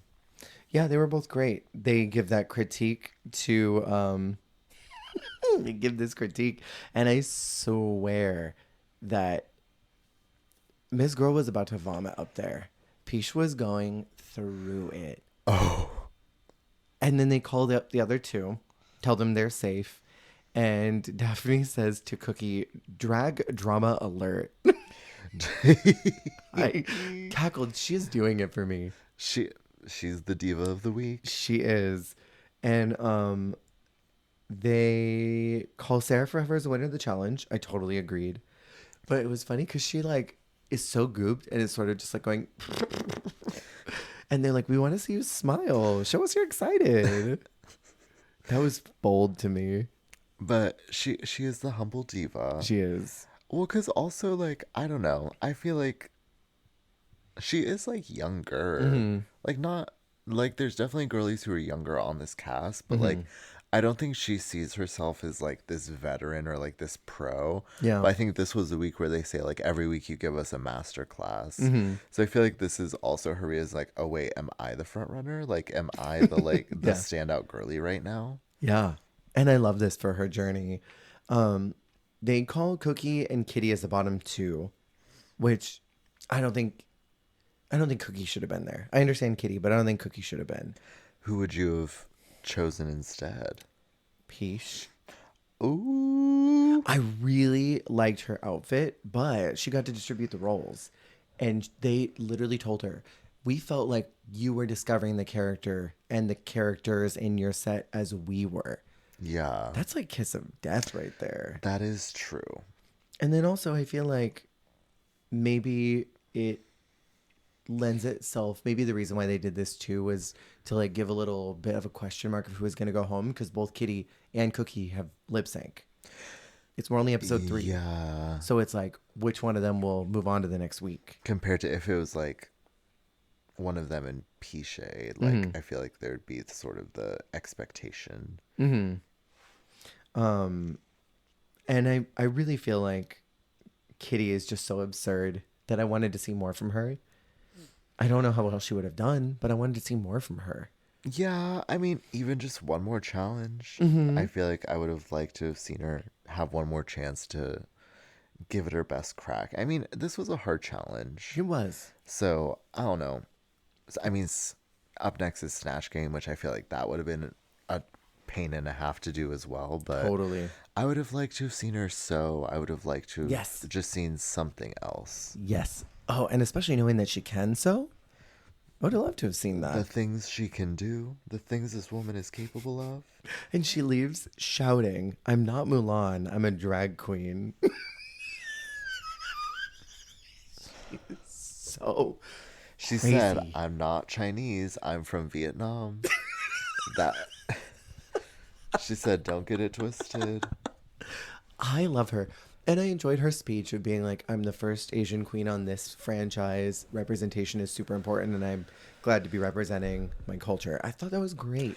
I feel like after watching it, her being on Slasian made so much sense Totally. because she carried so much Slasian pride Yeah. in her run. She makes sense as someone to pull. Absolutely. Where, like, I don't know, maybe some of the other picks, like, I don't know if Siam was a great pick from Thailand, but I think that Kitty was a good pull from here. Totally. You know, like comparing franchise to franchise, like she makes sense, and she seems like someone who had a lot of tricks up her sleeve and was ready to show them. She's got a Check up her sleeve. I was waiting for it. So next week we are going to talk about the Snatch Game and the next few episodes. Any thoughts so far on this run that you haven't already said? I mean, so far I'm seeing why people like this season. Yeah, me too. I really don't know the elimination order at all, so I'm curious to see what that is going to be, how it's going to shake out. If there's any like drama, drag drama, if there's any like, surprise eliminations, double saves, someone coming back, any of it. Yeah. I'm here for any and all of it. I'm ready, especially after what was kind of like a wacky up and down of Mexico that we just did. Yeah. I'm ready for something that is a little more established because France has already had one season. That's true. And I feel like they're, a little more by the book. And I also don't totally mind that it's a shorter season either. Yeah, it feels a little more like a classique. The old seasons were short. I get bummed when Canada's Drag Race only does 9, but somehow it works better for France because I feel like they're pretty concise with the challenges and runway Yeah. in a way that doesn't feel sped through. And they do a really good job at highlighting the cast. So I don't feel like I'm missing out on anything by Yeah. only having 9. Fair. Totally. But I really enjoy this cast. I enjoyed the season so far. I'm excited to talk more about it. It's going to be a slay. Thank you so much for listening. Remember, you're doing a great job. You're doing the best you can. And that is all you can do. Goodbye. Bye.